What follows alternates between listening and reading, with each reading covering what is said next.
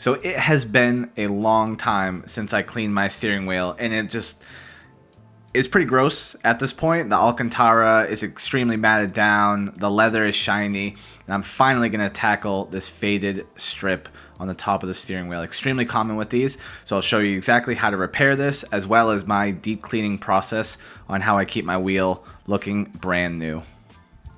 I'm going to start out with Chemical Guy's No Nonsense. If you've never tried this, I highly recommend. It makes cleaning your interior extremely easy.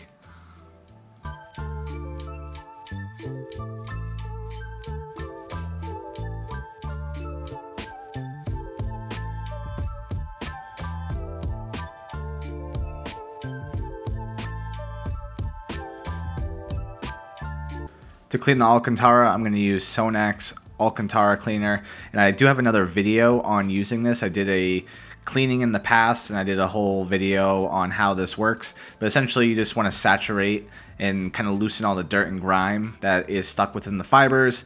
Let that sit for a little bit, and then reapply again. And I'll use a toothbrush to kind of lift the fibers and pull that dirt out of the Alcantara.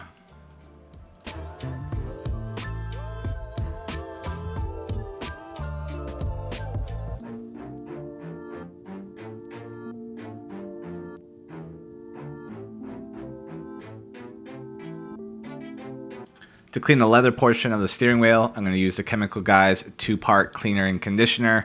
And I'm going to keep using the cleaner and work it in with this horsehair brush until all of the shininess has been removed from the leather and I get that nice matte finish. And then once I have achieved that matte finish, I will follow up with a small amount of the leather conditioner.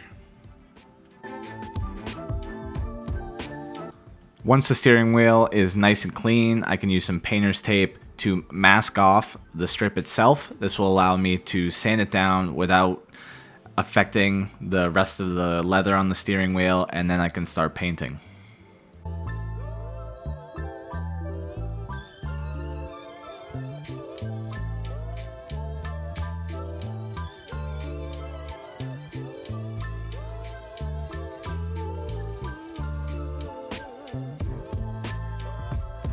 In order to achieve that light blue color that the steering wheel originally came with, I'm going to use a mix of these Angelus Paints. So I'm using a white and light blue mix, a duller because it is semi-gloss when you just mix the two paints by themselves, and then I also have a matte acrylic finish to put over the top to seal in the final product.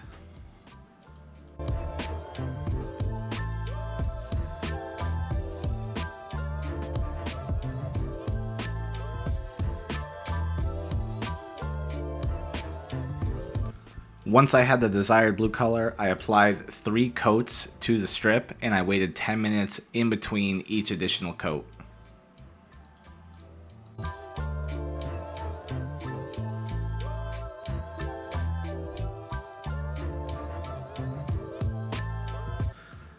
Once you've applied a few base coats of your color, you do want to add the acrylic finisher. In my case, I don't really want any glossiness, so again, that's why I use the duller, and I'm using the matte acrylic finish. So I wanted to test to see, is it even worth it and why you need to add the finisher. So this is a durability test. Above the line on the top half, where it says where the little A is, I've applied the acrylic finisher, and the bottom is untreated. So I used a mix of the Chemical Guy's No Nonsense as well as some leather cleaner, scrubbed the crap out of it, and it actually saved the color from being removed from the belt. So in the video it's kind of hard to see, but on the bottom half where there was no acrylic finisher, the paint actually started to wear away. So again, it is extremely important. Apply a couple coats of your acrylic finisher on top of your strip to help add that durability to it.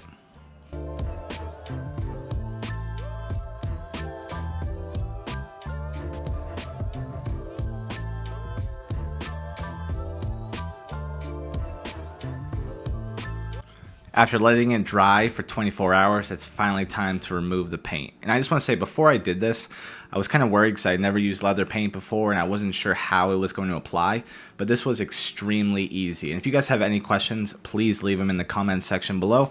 I do my best to answer any questions or comments that you guys may have.